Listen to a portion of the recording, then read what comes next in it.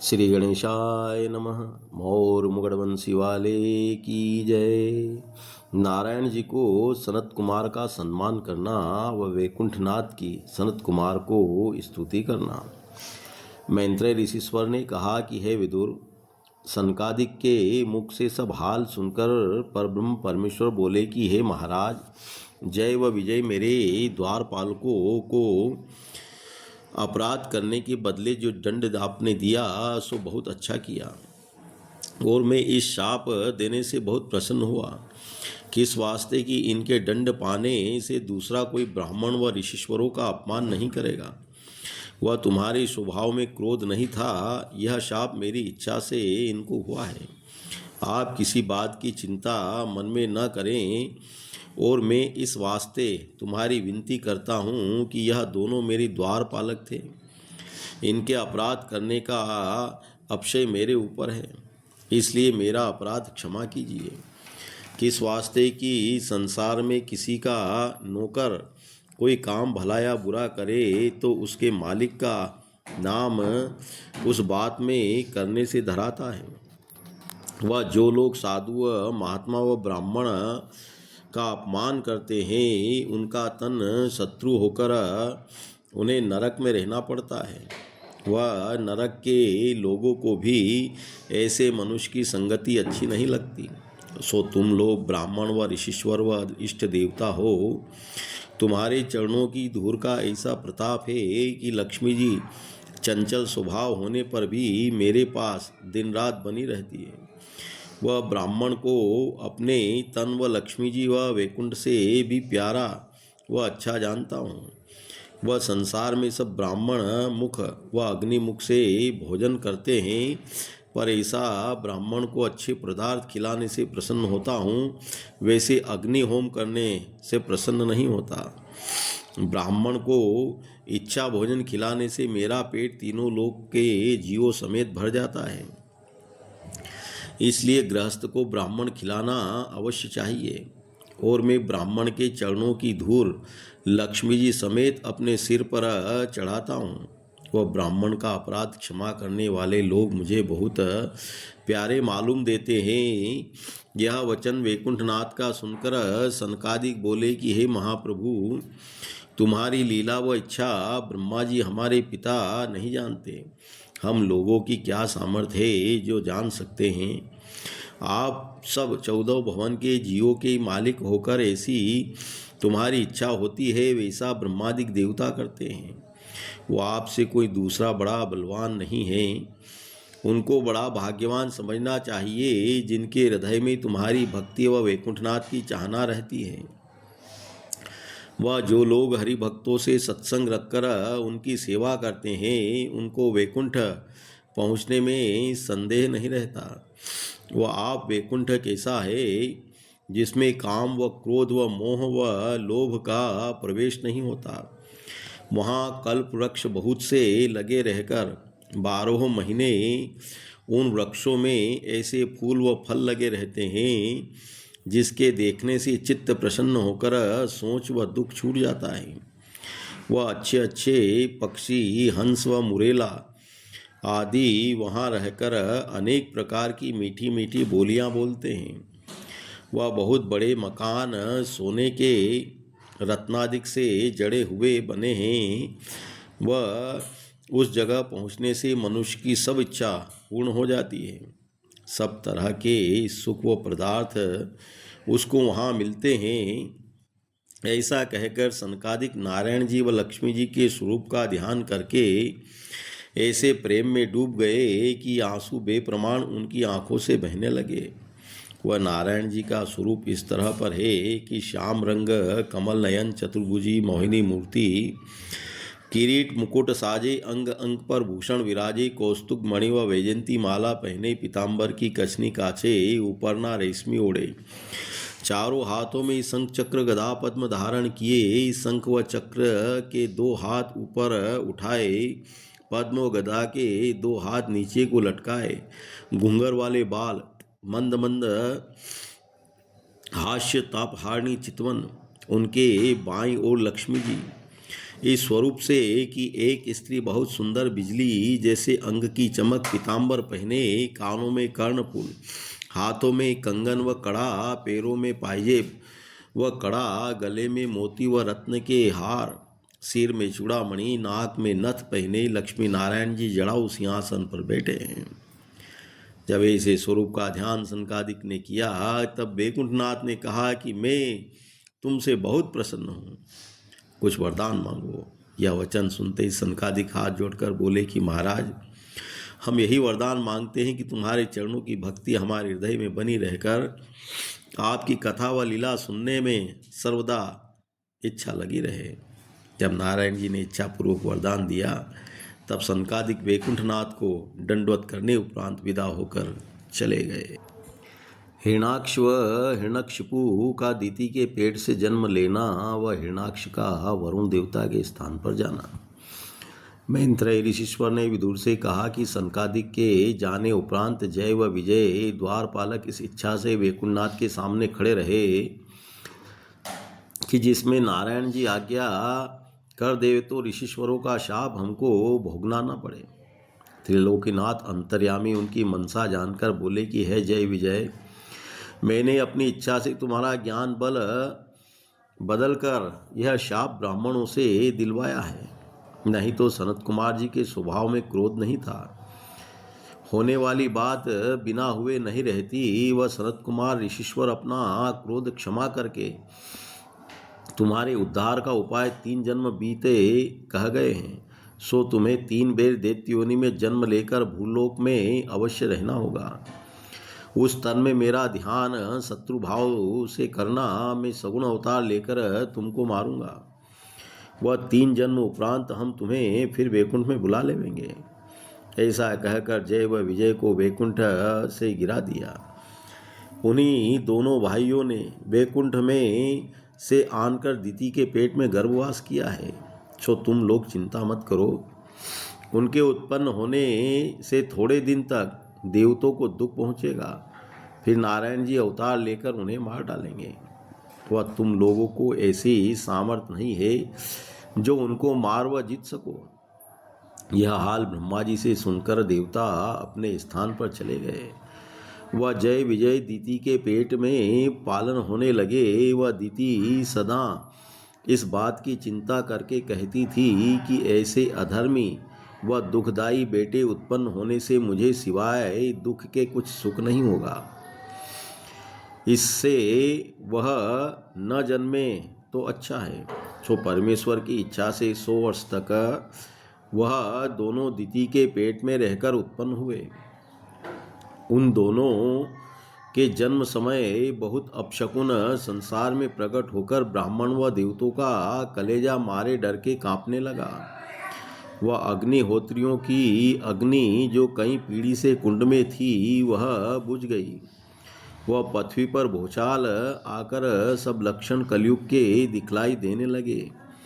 सो ब्रह्मा जी ने उन दोनों का नाम हिरणाक्ष व हिरण्यकशिपु रखा। हिरणाक्ष का शरीर बहुत लंबा व चौड़ा कई योजन का था। जब वह दोनों भाई सयाने भये तब ब्रह्मा जी ने उनसे कहा कि तुम लोग अपनी माता की इच्छा से जाकर राज्य करो। यह वचन सुनते ही हिरणाक्ष अपने बल के घमंड से उन्मुक्त होकर गदा हाथ में लिए हुए अकेला घर से निकला और वह अपने पुरुषार्थ के सामने किसी को कुछ माल नहीं समझता था, इसलिए कुछ सेना साथ लेकर पहले वरुण लोक में चला गया। वह वरुण देवता के द्वार पर जो समुद्रादिक और नदियों के मालिक है खड़ा हुआ। वह समुद्र का पानी अपनी गदा से पीटने लगा। वह वरुण देवता के द्वारपाल को से कहा कि तुम लोग जाकर वरुण देवता से कह दो, कदाचित वह पुरुषार्थ रखता हो तो आकर हमारे साथ युद्ध करे। यह संदेशा हिरणाक्ष का सुनते ही पहले वरुण देवता को क्रोध हुआ, फिर ब्रह्मा जी का वचन याद कर वह अपनी दशा मध्यम देखकर हिरणाक्ष को यह बात कहला भेजी कि आगे हमने बहुत से दैत्यों को लड़ाई में मारा व जीता था। अब हम बूढ़े हुए, इसलिए तुम तरुण दैत्य से नहीं लड़ सकते। तुम्हारे साथ युद्ध करने वाला सिवाय नारायण जी के दूसरा कोई नहीं है।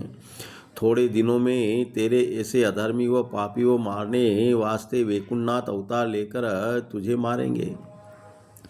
जब हिरणाक्ष ने सुना कि मेरे लड़ने के वास्ते परमेश्वर का अवतार होगा, तब बहुत प्रसन्न होकर वरुण से को कहला भेजा कि जब तुमने हमसे हार माना तो जो कुछ उत्तम मणि व रत्न तुम्हारे यहाँ हो सो हमें भेज दो। वरुण ने हार मानकर बहुत से रत्न व मणि हिरणाक्ष को भेज दिए।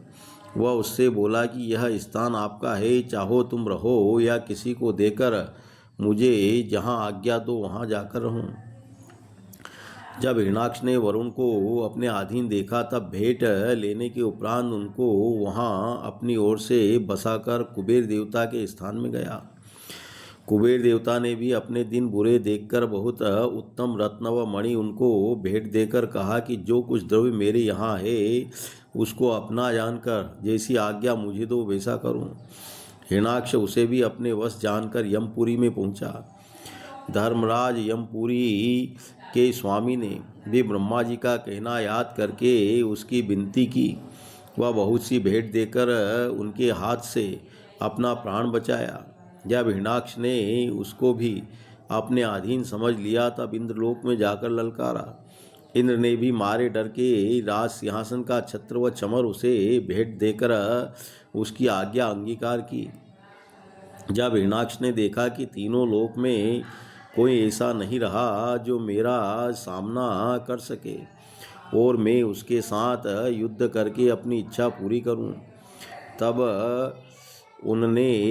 उसने मन में विचारा कि अब उसको ढूंढना चाहिए जो मेरे साथ युद्ध करे। हिरणाक्ष यह बात विचार कर अपने लड़ने वाले को ढूंढता हुआ आनंद से चला जाता था।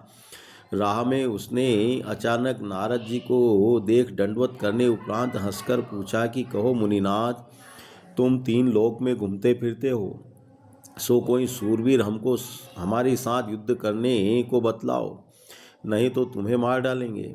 यह बात सुनकर नारद जी बोले कि हे कश्यप नंदन, हम संसार में किसी को ऐसा नहीं देखते जो तुम्हारे साथ लड़ सके, पर नारायण जी तेरे साथ लड़ सकते हैं। तब हिरणाक्ष ने कहा कि तुम परमेश्वर का पता कहीं बतलाओ, मैं उनसे जाकर युद्ध करूं। हमने सुना था कि ब्राह्मण व तपस्वियों के स्थान पर वह रहते हैं, सो वहाँ जाकर मैंने बहुत से ऋषिश्वर योगीश्वरों को दुख दिया, पर मेरे डर से वह प्रकट न हुए। तब नारद मुनि बोले कि हे हिरणाक्ष, इस समय नारायण जी वाराह रूप धरकर पृथ्वी लाने के वास्ते पाताल में गए हैं। तुम्हें लड़ना हो तो वहाँ जाओ, वह तुम्हारे साथ लड़ेंगे। यह बात कहकर नारद जी चले गए।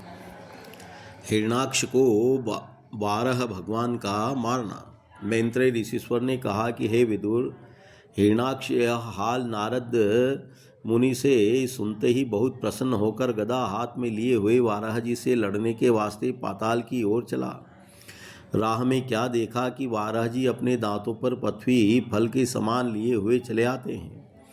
उनको देखते ही हिरणाक्ष ने हंसकर कहा कि हे वाराह चोर, कहाँ जाता है? खड़ा रह, हमारे साथ लड़ाई कर। वन में हमने वाराह को देखा था। यह बड़े आश्चर्य की बात है जो पानी में वह रूप दिखलाई दिया, और तुम हमसे नहीं डरते कि हमारे पुरुषों की थाती पृथ्वी जो पाताल में रखी थी उसे चुरा कर लिए जाते हो। तो मेरे हाथ से तुम्हारा प्राण किसी तरह नहीं बचेगा। वह जिस कारण मैं तुमको ढूंढता था वह मनोरथ मेरा पूर्ण हुआ। वह मैंने पहचाना कि तुम नारायण जी हो। इसी तरह कई बेर अवतार लेकर तुमने हमारे भाई बंद दैत्यों को मारा है। आज तुम्हें मारकर सब दिनों की कसर लेता हूँ। तुम्हारे मारने के उपरांत योगी व ऋषिश्वरों को मारूंगा, जिनके होम व यज्ञ करने से तुमको सामर्थ्य होती है। यह सब दुर्वचन हिरणाक्ष का सुनकर वाराह जी इसलिए थोड़ी देर कुछ नहीं बोले कि भले मनुष्य को दुर्वचन कहने से अशुद्ध बात कहने वाले की आयुर्धा व तेज बल कम हो जाता है। जब वाराह जी ने जाना कि दुर्वचन कहने से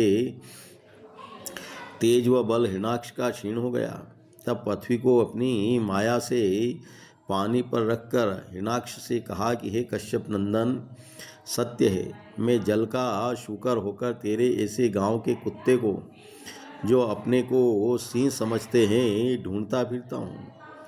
वह जिसकी मृत्यु निकट पहुँचती है उसको भली व बुरी बात कहने का विचार नहीं रहता।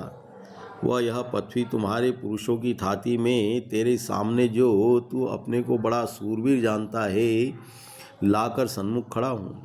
पहले अपनी गदा जो हाथ में लिए है मेरे ऊपर चला, और जब तेरी गदा कुछ काम नहीं करेगी तब मैं अपनी गदा तुझे मारूंगा।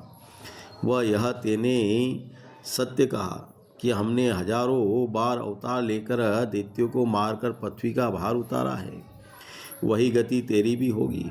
यह वचन सुनते ही हिरणाक्ष ने क्रोध से वाराह भगवान पर अपनी गदा चलाया। सो नारायण जी ने उसकी गदा रोक कर अपनी गदा उसके मारा। इसी तरह दोनों तरफ से गदा युद्ध होने लगा।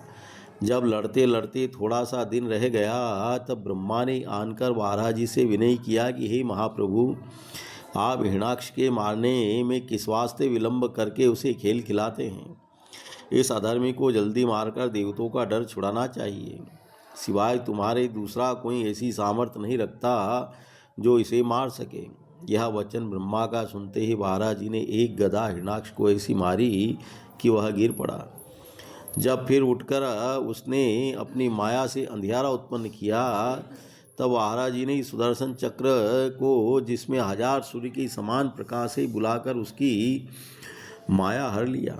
तब हिरणाक्ष ने त्रिशूल चलाया। जब सुदर्शन चक्र ने त्रिशूल उसका काट डाला, फिर वाराह जी ने एक तमाचा हिरणाक्ष के ऐसा मारा कि वह मर कर गिर पड़ा। उसके मरते ही देवताओं ने प्रसन्न होकर वाराह जी पर फूल बरसाए। वह अपना मनोरथ सिद्ध पाकर बाजे बजाए। मोर मुगड़बंसी वाले की जय।